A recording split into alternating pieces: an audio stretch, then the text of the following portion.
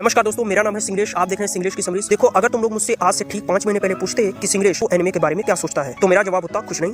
ये एनिमे होता क्या है, कोई खाने की चीज है या पहनने की। लेकिन अगर तुम इसी बात को थोड़ा अलग तरीके से पूछते, जैसे कि सिंगलेश तेरे बचपन के सबसे फेवरेट कार्टून कौन कौन से हैं, तो मैं तुम्हें बिना सोचे समझे टपाक से जवाब देता पोकेमॉन, डोरेमोन और बेन 10। अब मेरी इस बात को सुनकर कुछ एनिमे के एकदम कट्टर वाले फैंस मुझ पर चढ़ दौड़ेंगे, ये बोलकर कि सिंगलेश तुझे ये तक नहीं पता है कि एनिमे जापानीज 2D एनिमेशन को कहते हैं, जैसे कि पोकेमॉन, डोरेमोन, और कार्टून अमेरिकन 2D एनिमेशन को कहते हैं, जैसे कि बेन 10 या टीन टाइटंस गो। और मैं तुम लोगों से यही कहूंगा कि तुम लोग बिल्कुल ठीक कह रहे हो, लेकिन ये बात मुझे आज पता है। लेकिन 5 महीने पहले मुझे इन सब चीजों के बारे में कोई आइडिया नहीं था, और उस टाइम तक 2D में बना मेरे लिए हर एक शो कार्टून ही था, जो कि सिर्फ और सिर्फ बच्चों के देखने के लिए बनाया जाता है। अब तुम लोगों के मन में एक सवाल जरूर उठ रहा होगा कि सिंगलेश 5 महीने पहले ऐसा क्या हुआ। तो देखो, ये हुआ। मैंने YouTube पर एक रैंडम वीडियो देखी जिसमें थिएटर में कुछ लोग एक मूवी को देखकर काफी ज्यादा एंटरटेन हो रहे थे, यानी मनोरंजित हो रहे थे, और जिसके बारे में मुझे बाद में पता चला कि वो लोग एक एनिमे मूवी जुजुत्सु काइसन देख रहे थे। और हाँ मित्रों, इसी थिएटर रिएक्शन वाली वीडियो को देखने के पश्चात मेरे जिज्ञासु अंतरात्मा ने मेरे अज्ञानी मस्तिष्क से प्रश्न किया कि आया अज्ञानी मस्तिष्क, ये अन्य मनुष्य किस कला का रसपान करके मनोरंजित एवं हर्षोल्लासित हो रहे हैं। जाकर अनुसंधान कर इस कला के विषय में, और मुझे भी इस कला का रसपान करा, ताकि मैं भी मनोरंजित होकर हर्षोल्लास से भरपूर हो सकूं। अपनी अंतरात्मा के इन्हीं प्रेरणादायी शब्दों से प्रेरित होकर मेरी मन की सोई हुई जिज्ञासा जागृत हुई, और मैंने अपने इसी जागृत जिज्ञासु मन के साथ एनिमे नामक इस जापानी द्विआयामी चलचित्र के अथाह समुद्र में छलांग लगा दी। और पिछले 5 महीने मैंने सिर्फ और सिर्फ एनिमे देखा, कोई मूवी नहीं, कोई वेब सीरीज नहीं, यहाँ तक कि हाल ही में हुआ T20 वर्ल्ड कप तक नहीं, जो कि मैं नॉर्मली मिस नहीं करता हूँ। वैसे मुझे बाद में जानकर काफी दुख हुआ कि इंडिया इंग्लैंड से सेमीफाइनल्स में हारकर T20 वर्ल्ड कप से बाहर हो चुकी है।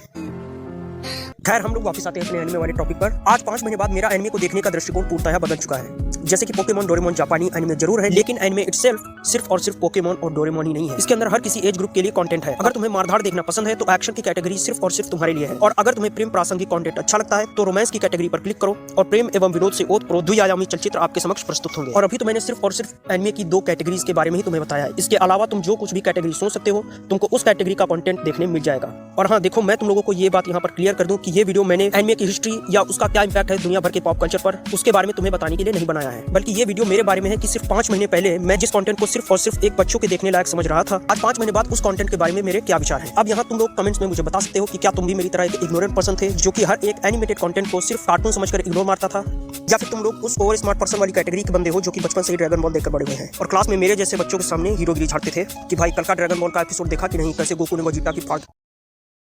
और क्लास में मेरे जैसे बंदे तुम लोगों की बातें सुनकर मुंह फैलाते थे कि आखिर ये लोग किस लोग की बातें कर रहे हैं, आखिर किस लोग में क्या हो गया। और हम लोगों को पता ही नहीं था कि तुम लोग गोकू लोग के फैन हो। और अगर तुम एनिमे लोग और गोकू लोग के इतने बड़े वाले फैन हो, तो कमेंट्स में जाकर के अपने एनिमे से रिलेटेड ज्ञान की नदियां बहाओ और मुझे कुछ एनिमे के सजेशंस दो। अब देखो, हाँ मैं जानता हूँ कि मैंने अभी भी वीडियो में बड़ी बड़ी डीगे मारी है कि मैंने पिछले 5 महीने सिर्फ और सिर्फ एनिमे देखा है, लेकिन सब थोड़े ना देख लिया है, अभी तो देखना शुरू किया है। और देखो, ये एनिमे नामक समुद्र काफी विशाल है बंधु, तो अभी बहुत कुछ देखना बाकी है। तो जाओ और कमेंट्स में जाकर कुछ अच्छे वाले एनिमे के सजेशंस दो। और देखो, अगर तुम पहली वाली कैटेगरी के बंदे हो, जिसमें मैं पहले कभी था लेकिन अब नहीं हूँ, सुनो, तुम लोग नहीं जानते कि तुम लोग क्या मिस कर रहे हो। और अगर तुम लोगों को कुछ भी आइडिया नहीं है कि हम कौन से एनिमे देखें और कहां से देखना शुरू करें, तो चलो तुम लोगों को मैं एक एनिमे का सजेशन देता हूं, वर्ल्ड्स फाइनेस्ट असैसिन। वैसे मैं तुम लोगों को और भी एनिमे के सजेशंस दे सकता हूं, लेकिन उन्हें देखने के लिए तुम लोगों को पैसे भरने पड़ेंगे। और ऑफ कोर्स, अगर तुम्हारे पास एनिमे को देखने के लिए कोई जुगाड़ है तो उसके बारे में देखो, मैं कुछ नहीं कह सकता। तो जैसा कि मैं कह रहा था कि द वर्ल्ड्स फाइनेस्ट असैसिन, ये एनिमे सीरीज तुमको म्यूज एशिया नाम के YouTube चैनल पर देखने के लिए मिल जाएगी, वो भी फ्री में। जाओ जाकर देखो, और कैसी लगी अपने विचार कमेंट्स में आकर के मुझे बताओ। तो मित्रों, इसी के साथ होती है इस चैनल की सबसे पहली वीडियो खत्म, और मैं मिलता हूं तुम लोगों से अगली वीडियो में। तब तक के लिए टाटा बाय बाय, जय हिंद।